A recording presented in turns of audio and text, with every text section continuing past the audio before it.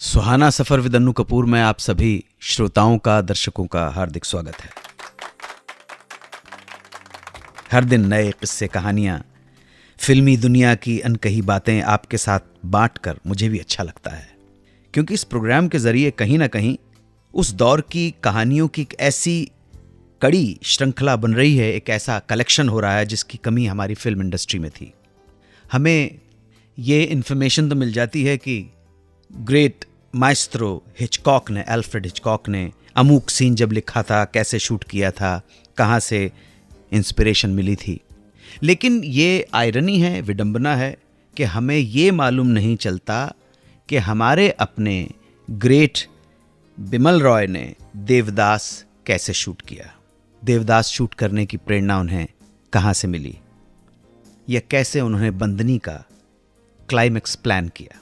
हमारे पास हमारे मास्टर्स की इंफॉर्मेशन नहीं है, लेकिन हमारा ये show Suhana suffer with Annu Kapoor कहीं ना कहीं हमारे अपने मास्टर्स, महान कलाकारों की, उनकी फिल्मों की, उनके गीतों के पीछे छुपे सच्चे किस्से, कहानियों को सामने लाने की कोशिश कर रहा है। ये एक प्रयास है ईमानदारी का, और वादा करता हूं आपको, बहुत रिसर्च करते हैं, बहुत मेहनत करते हैं, बहुत क्रॉस चेक करने के बाद ही हम इंफॉर्मेशन आप तक पहुंचाते हैं। आज के सुहाना सफर विद अन्नू कपूर का आगाज करते हैं वहीदा रहमान के बचपन के किस्से से। क्यों दिलीप कुमार को अपनी पढ़ाई छोड़कर बेचने पड़े फ्रूट्स, चाय, कॉफी और सैंडविच। कैसे सचिन देव बर्मन के ना चाहते हुए भी किशोर कुमार को मिल गई आराधना, और उससे हो गया उनका हिंदी सिनेमा में कमबैक। एक एक्टर को एक सीन में राजेश खन्ना को लताड़ना था, गाली देनी थी। राजेश खन्ना सुपरस्टार, और वो actor artist, character artist nervous. बार बार उस कैरेक्टर आर्टिस्ट को लग रहा था कि वो ये सीन नहीं कर पाएगा। लेकिन शूटिंग के दौरान राजेश खन्ना ने सामने वाले उस कैरेक्टर आर्टिस्ट को ऐसा क्या कह दिया कि उस कैरेक्टर आर्टिस्ट में आ गया जोश, और उसने अंजाम दिया बेहतरीन एक सीन को। क्या था किस्सा? सुहाना सफर विद अन्नू कपूर रिश्ता पक्का है, फैमिली कनेक्शन। इसमें आज हम बताएंगे कि क्या रिश्ता है, क्या है family connection between Mithun Chakraborty and Shammi Kapoor. किस बात पर दे मारा प्राण साहब ने किशोर कुमार को एक जबरदस्त मुक्का। ऐसी ही कुछ कहानियां होंगी, मगर फिलहाल तो शुरुआत करते हैं। रसिक श्रोताओं, आज के सुहाना सफर विद अन्नू कपूर का आगाज करते हैं वहीदा रहमान के बचपन के किस्से से। वहीदा रहमान को बचपन से ही डॉक्टर बनने का और साथ साथ डांसिंग का शौक था। वालिद साहब रहमान एक आईएएस ऑफिसर थे और विशाखापट्टनम में पोस्टेड थे। मॉडर्न विचारों के थे, इसलिए अपनी बेटी को किसी बात के लिए रोका टोका नहीं। वहीदा जब 8 साल की थी तो अचानक उनकी तबीयत खराब रहने लगी। वो इतनी कमजोर हो गई कि कभी कभी तो पढ़ते पढ़ते ही क्लास में सो जाया करती थी। हालत देखकर स्कूल टीचर ने वहीदा के डैडी रहमान साहब से इस बारे में बात की। बातचीत का नतीजा ये हुआ, वहीदा के पिताजी को बेटी की पढ़ाई छुड़ानी पड़ी और वहीदा रहमान का डॉक्टर बनने का सपना अधूरा रह गया। लेकिन कमजोरी के बावजूद वहीदा ने डांस करना नहीं छोड़ा और भरतनाट्यम की विधिवत ट्रेनिंग लेती रहीं। बहनें तो थीं, स्कूल जाती थीं, लेकिन वहीदा पूरे दिन घर पर ही रहा करती, मगर अकेले में अक्सर शीशे के सामने अजीब अजीब सी शक्लें बनाती, अलग अलग एंगल से अपने आप को देखती। एक दिन वालिद साहब ने पूछ लिया कि क्या शक्लें बना रही हो, क्या शीशे के सामने खड़ी हुई हो, डॉक्टर तो तुम बन नहीं सकी, अब क्या करोगी लाइफ में आगे। वहीदा ने जवाब दिया, मुझे लोगों को हंसाना और रुलाना अच्छा लगता है, आप देखना बाबा, एक दिन मेरा फोटो भी अखबार में छपेगा। रहमान साहब ने मासूम बच्ची की बात को बहुत सीरियसली नहीं लिया। वहीदा जब 13 साल की हुई तब इंडिया के पहले इंडियन वायसराय सी राजगोपालाचारी जी का आगमन हुआ विशाखापट्टनम में। तो वायसराय के सम्मान में एक कल्चरल प्रोग्राम का आयोजन किया गया और रहमान साहब ने आईएएस ऑफिसर थे।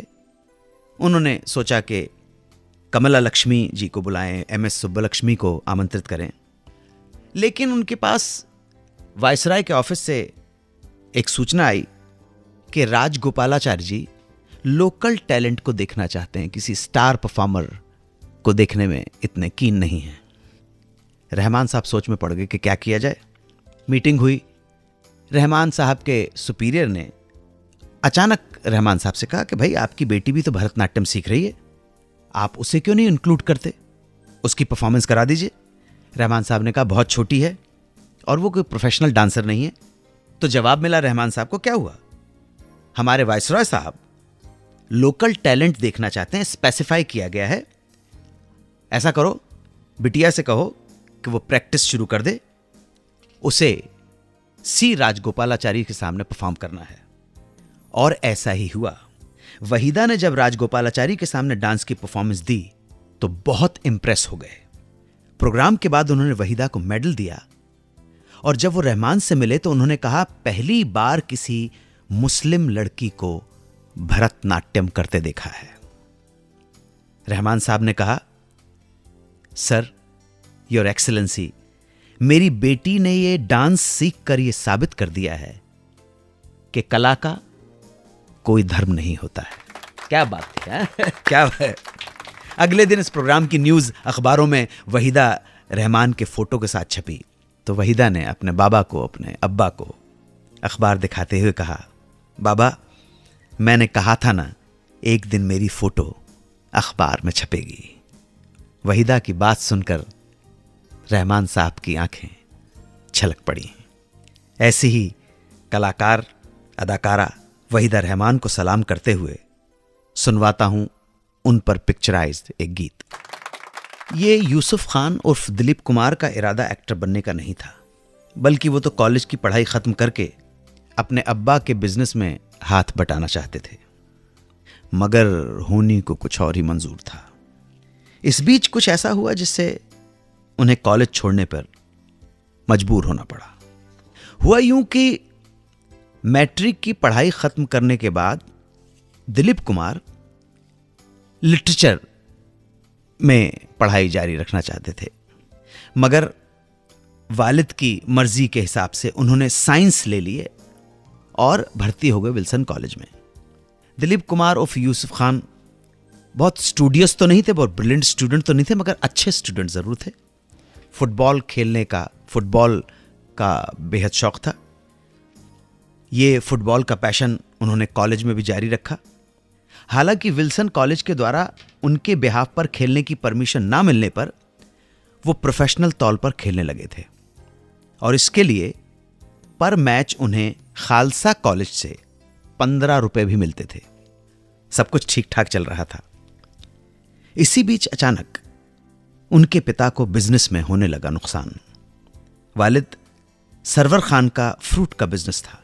वो एक दिन में 4-5 गाड़ियां भेजकर फ्रूट सप्लाई किया करते थे, लेकिन सेकेंड वर्ल्ड वॉर के चलते ट्रांसपोर्टेशन की दिक्कत होने लगी थी, क्योंकि गाड़ियों को वॉर टाइम सप्लाईज की सर्विस पर लगा दिया गया था। अब वो सिर्फ हफ्ते में 2 ही गाड़ी माल भेज पा रहे थे। नतीजा ये हुआ कि गोदाम में पड़े फ्रूट्स सड़ने लगे। उन्होंने इस फलों को सड़ने से बचाने के लिए जैम बनाना शुरू कर दिया। फ्रूट फिर भी बच गए तो गांवों में बांट दिया। उसके बाद भी फल सड़ने पर उन्हें फेंक देना पड़ा। ऐसी हालात में जाहिर है कि परिवार की, घर की फाइनेंशियल हालत खराब होनी थी और ये इतनी खराब हो गई कि दिलीप कुमार को बीच में ही पढ़ाई छोड़नी पड़ी और करनी पड़ी नौकरी। दिलीप कुमार ने पुणे में मिलिट्री कॉन्ट्रैक्टर वजीर मोहम्मद एंड सन्स के यहां मैनेजर के तौर पर 36 रुपए महीने की नौकरी शुरू कर दी। वहां उन्होंने ऑब्जर्व किया कि ब्रिटिश ऑफिसर्स क्लब में फ्रूट बास्केट लेकर आते हैं। मिलिट्री एरिया में आसपास कहीं कोई फ्रूट की दुकान नहीं थी। तब दिलीप कुमार ने क्लब के मैनेजमेंट से फ्रूट का स्टॉल खोलने की परमिशन मांगी और उन्हें मिल गई। दुकान खुली, फ्रूट का स्टॉल, और पहले ही दिन ₹22 का प्रॉफिट हुआ। जल्दी ही उन्हें वहां होने वाली डांसिंग नाइट्स में, फंक्शंस में, पार्टीज में चाय, कॉफी और सैंडविचेस बेचने की अपॉर्चुनिटी दिखाई दी। इसके लिए उन्होंने अप्लाई किया, परमिशन मिल गई। अब तो दिलीप कुमार महीने में ₹1000 के आसपास कमाने लगे थे। हालांकि इसी बीच एक ऑर्डिनेंस पास हुआ जिसके तहत सिर्फ गवर्नमेंट कॉन्ट्रैक्टर्स ही आर्मी कैंटीन में सामान बेच सकते थे, और इस तरह दिलीप कुमार को अपना काम बंद करना पड़ा और वो ईद वाले दिन पुणे से वापस घर लौट आए। हजारों रुपए कमाकर लौटे दिलीप कुमार ने उस दिन खुशी खुशी अपने परिवार के साथ ईद मनाई, और फिर किस्मत देखिए जो उन्हें ले आई फिल्म इंडस्ट्री में, और उनका ये एक्टिंग प्रोफेशन उनके फ्रूट वाले प्रोफेशन से ज्यादा फ्रूटफुल निकला। दोस्तों, 1969 की फिल्म आराधना के गीतों से जो परिचित नहीं हो वो हाथ उठा दे। हमारे जो लोग 92.7 बिग एफएम पर जो सुन रहे होंगे, कोई भी ये सवाल करेगा तो उसको मूर्ख करार दे दिया जाएगा।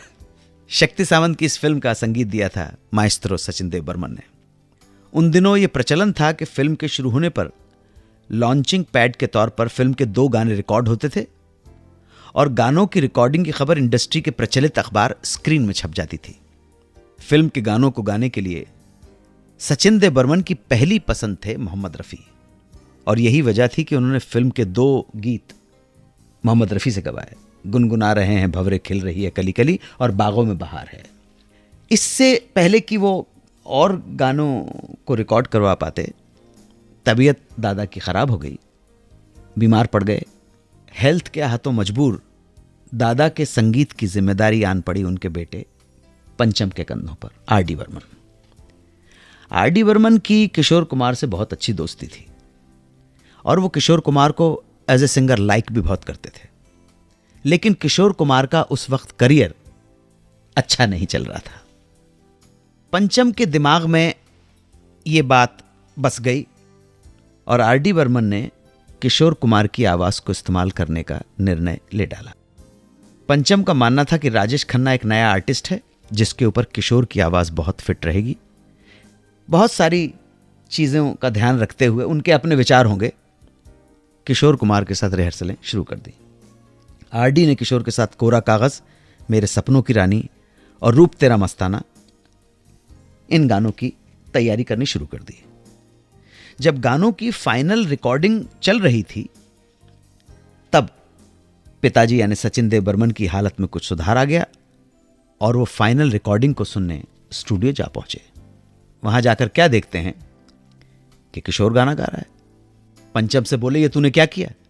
मैं रफी से गाने गवाना चाहता था क्योंकि वो इंडस्ट्री की नंबर 1 आवाज है, डिस्ट्रीब्यूटर्स और फाइनेंसर्स की वो पहली पसंद है। वैसे भी राजेश खन्ना की पहले आई 3 फिल्में फ्लॉप हो चुकी हैं। कम से कम गानों की वजह से तो फिल्में अच्छे से प्रमोट की जा सकती हैं। क्या तुझे रफी की आवाज में रिकॉर्ड किए हुए पहले 2 गीतों में कहीं कोई कमी लगी है?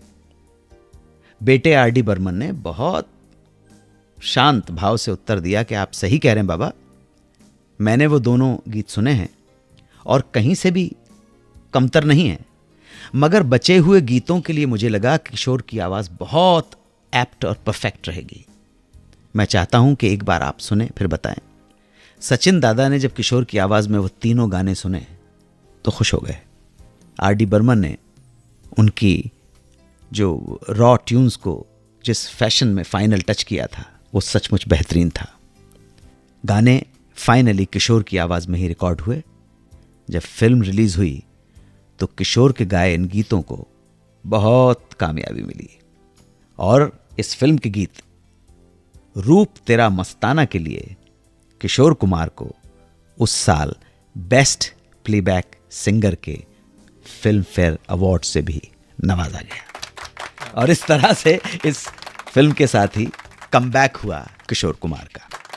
सन 1971 में आई फिल्म आनंद, जिसमें राजेश खन्ना और अमिताभ बच्चन मुख्य भूमिकाओं में थे।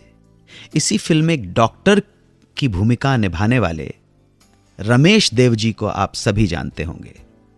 जब उन्हें और उनकी पत्नी सीमा देव को फिल्म में राजेश खन्ना के साथ काम करने का मौका मिला तो वो थोड़ी घबराहट में थे।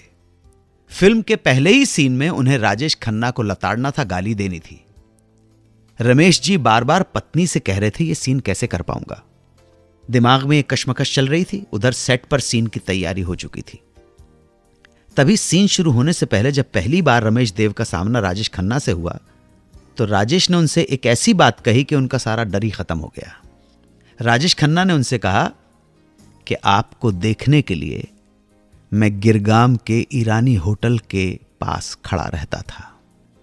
रमेश देव को अपने कानों पर विश्वास नहीं हुआ। उन्होंने कहा, काका तुम मजाक कर रहे हो। काका राजेश खन्ना ने कहा, नहीं दादा, मैं सच कह रहा हूं। मैं अपने स्ट्रगल के दौरान गिरगाम में रहा करता था और क्योंकि मैं मुंबई का हूं, मराठी जानता हूं और मुझे पता है कि आप मराठी फिल्मों के सुपरस्टार हैं। यही वजह थी कि आपको देखने के लिए मैं वहां खड़ा रहता था, घंटों वेट करता था। यह सुनने के बाद रमेश देव जी को जो कॉन्फिडेंस आया होगा, जो उनके दिल पर गुजरी होगी, वो तो वही जाने। लेकिन हमें इतना मालूम है कि उन्होंने वो सीन एक टेक में ही ओके कर डाला था। इस फिल्म में रमेश देव उनके दोस्त बने थे और रमेश देव जी की पत्नी सीमा फिल्म में राजेश खन्ना को भाई कहती हैं। इस फिल्म के दौरान ही राजेश खन्ना ने रमेश देव की पत्नी सीमा देव को अपनी बहन बना लिया था और आगे तक ये रिश्ता कायम रहा। बात चली है आनंद फिल्म की, तो आपको सुनवाता हूं इसी फिल्म का एक गीत जिसमें रमेश देव, उनकी पत्नी सीमा जी और राजेश खन्ना तीनों हैं। जनाब, अब बात प्राण साहब और किशोर कुमार के किस्से की। ये वाकया खुद प्राण साहब ने किशोर कुमार पर बनी एक डॉक्यूमेंट्री में अपनी ज़बानी बताया है। बात है 1955 की एक फिल्म जिसका नाम था पहली झलक। इस फिल्म को डायरेक्ट किया था एमवी रमन ने। तो जनाब, इस फिल्म में एक फाइट सीन था जो किशोर कुमार और प्राण साहब पर पिक्चराइज होना था। इस फाइट सीन में प्राण साहब को किशोर कुमार के पेट पर एक जोरदार मुक्का मारना था।